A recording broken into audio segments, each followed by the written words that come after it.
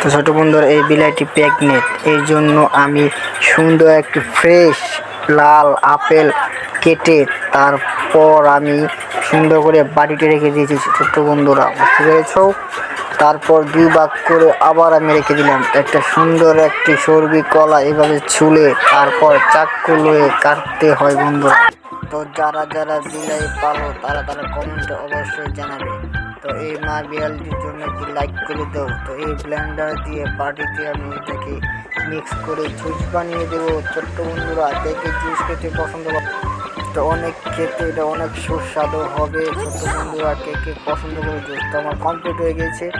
এই যে সুন্দর করে আমি কেক খাইয়ে দিচ্ছি। ছোট্ট বন্ধুরা, অনেক টেস্ট। এই ছোট বন্ধুরা, কি আমাকে দেখে একটু মায়া হচ্ছে না?